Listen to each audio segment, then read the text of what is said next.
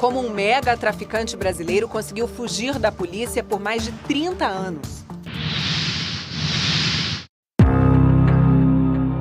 Para a polícia, ele era uma espécie de fantasma.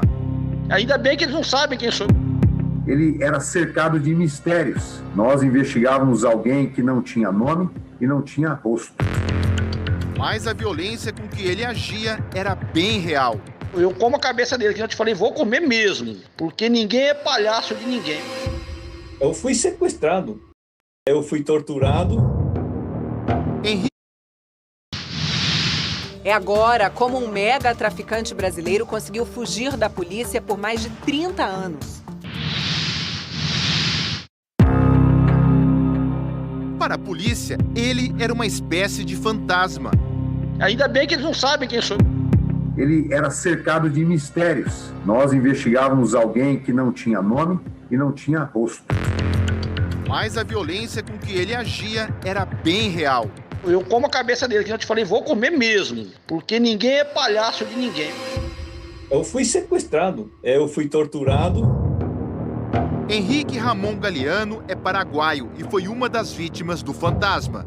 Me queimaram com cigarro no pé. O fantasma é este aqui, Luiz Carlos da Rocha, apelido Cabeça Branca. Esta foto é antiga, de 20 anos atrás. Por muito tempo, foi a única pista que a polícia tinha para identificá-lo. Durante 30 anos, Cabeça Branca foi caçado pela Polícia Federal. Em nenhum momento ele chegou a ser preso.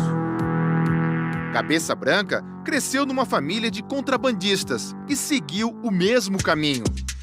Por volta de 1980, quando morava em Londrina, no Paraná, levava ilegalmente toneladas de café para o Paraguai. O contrabandista aproveita a sua logística, que já estava montada para o contrabando de café, para traficar cocaína. Ele passa a trazer a cocaína dos países andinos, especialmente Bolívia, naquele início. O jornalista Alain de Abreu lança esta semana o livro Cabeça Branca, a caçada ao maior narcotraficante do Brasil. Foram 3 anos fazendo pesquisas e entrevistas para traçar a trajetória do criminoso. Ele é, de longe, o maior narcotraficante da história do Brasil. A Polícia Federal calcula que, para o Brasil, ele enviava pelo menos 5 toneladas de cocaína por mês. E ele tinha um poder de oferecer logística para grandes organizações criminosas. Colocou no mercado internacional uma enxurrada de centenas de toneladas de cocaína. Cabeça Branca sabia imediatamente quando algum carregamento seu era interceptado pela polícia e deixava bem claro qual seria o destino dos traidores. Devolvendo o que é meu, não vamos ter nenhum problema. É muito dinheiro, mas não vai me deixar nem mais rico nem mais pobre. E eu gasto 10 vezes isso aí para pegar eles. Buscando a Luiz Carlos da Rocha, alias Cabeça Branca. A voz é de Henrique Ramon Galiano, o paraguaio que a gente mostrou no começo da reportagem.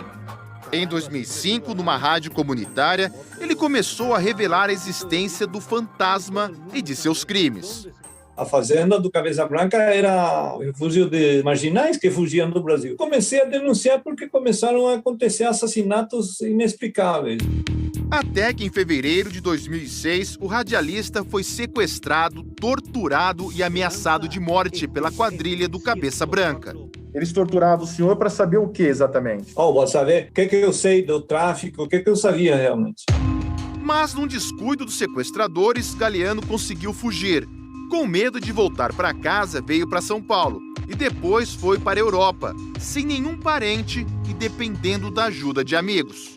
Enquanto Henrique Galiano se escondia, o mega traficante ficava cada vez mais rico e se tornou um dos bandidos mais procurados aqui no Brasil e no Paraguai. Em 2006, outdoors como este aqui foram espalhados pelo território paraguaio, com fotos de 4 criminosos foragidos, entre eles o Cabeça Branca. No Brasil, a prisão dele quase aconteceu em 2004. Numa pizzaria em Londrina, a mãe do traficante comemorava seu aniversário. Policiais federais se disfarçaram de garçons. Na última hora, Cabeça Branca desistiu de comparecer. Alegou que precisava ir às pressas a uma fazenda. Mas existe uma suspeita que ele teria sido informado da operação policial. Para não correr mais riscos, o traficante passou a pintar o cabelo de preto e fez cirurgias plásticas.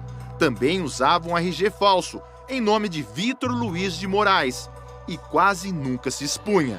Eu não boto a mão em nada, mas as pessoas que botam a mão por mim, ou elas matam ou elas morrem por mim. As drogas também costumavam ter um disfarce, uma camuflagem.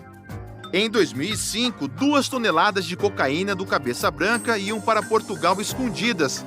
E olha só, dentro de bucho bovino congelado. Nós conseguimos provar efetivamente que a droga vinha dele. Ele providenciava na Colômbia, disponibilizava essa droga no Rio.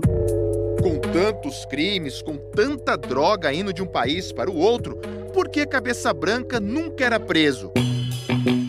O autor do livro sobre o mega traficante responde. Ele costumava realmente andar pelo interior do Paraguai com uma maleta recheada de dólares, né, para que, se eventualmente a polícia o prendesse, ele oferecesse suborno e seria o seu kit liberdade.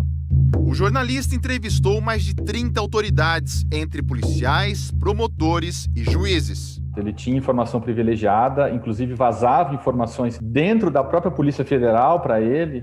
Mas foi justamente uma equipe da Polícia Federal de Londrina que conseguiu acabar com essa história. Foram 2 anos de investigação, que começou identificando parentes e comparsas do traficante. Com a quebra do sigilo telefônico deles, os policiais descobriram o número usado por Cabeça Branca e o RG falso do traficante. Assim, o fantasma passou a ter um rosto e um celular. O resultado da investigação: os policiais encontraram mais de 1 tonelada de cocaína e Cabeça Branca foi preso em 2017 no interior de Mato Grosso. Melhor ser preso que ser morto. Não é verdade? É verdade. Foi uma sensação de dever cumprido e de um desafio muito grande que foi realizado. 2 anos depois da prisão, Cabeça Branca estava assim, careca e bem mais magro.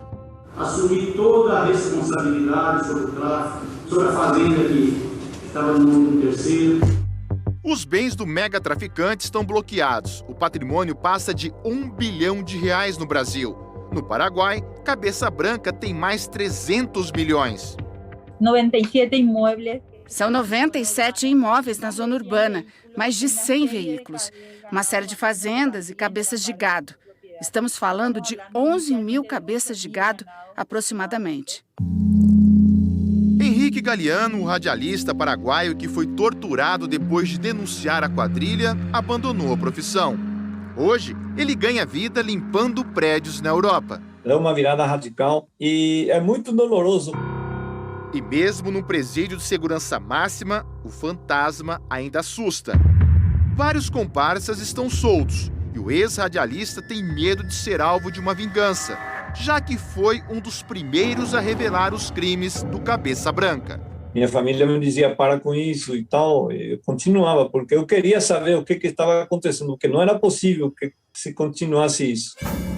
Cabeça Branca tem 61 anos e já está condenado a mais de 100 de cadeia.